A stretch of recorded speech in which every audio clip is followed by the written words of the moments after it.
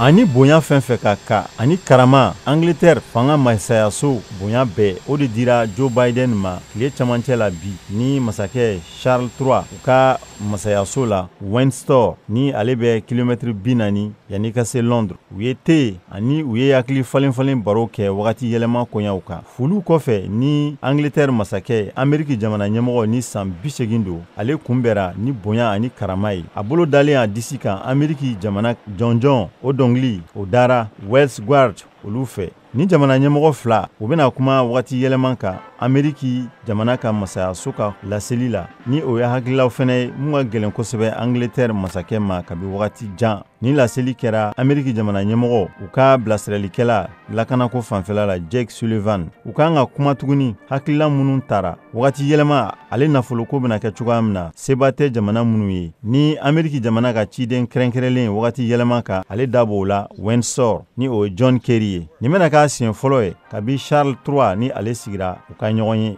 Yani Windsor ni ɲɔgɔn ye cɛ Joe Biden a tɛmɛna miniti 40 ni kɔ ɲɛ ka taa Downing Street yɔrɔ min na ni a kunbɛra ni Angleterre jamana ka fanga ɲɛmɔgɔ ye ni o ye Rishi Sunak. U ye te min u ka nakɔw kɔnɔna la. Joe Biden ye tanuni kɛ kosɛbɛ ni jamana fila ka jɛɲɔgɔnya k'a bɛ komi kulu. Ni ɲɛmɔgɔ fila u kan ka bɛnko kan yaasa se ka u ka jɛkuluba OTAN ko kolo gɛlɛya cogo min na ani ka kɔkɔrɔmadeli ka o fanga bonya ka ɲɛsin Ukraine ma yaasa a bɛ se ka sebaya sɔrɔ ni Rusilakaw ka mankan na. U ka kuma la bɛn jijali kɔnɔna la lakaleli sɛbɛn ni a ɲɛfɔro kɔnɔ Downing Street. U y'a kanu fɛnɛ k'u sago ye ko Suède ale ka se ka don teliya la OTAN jɛkulu kɔnɔna la. Londres ani Vilnius kɔfɛ Joe Biden kan ka taga Finland ni a kan ka taga lajɛrɛ dɔ kɛ ni farajɛ jamana minnu bɛ kɛɲɛ ka yan fan na olu ye.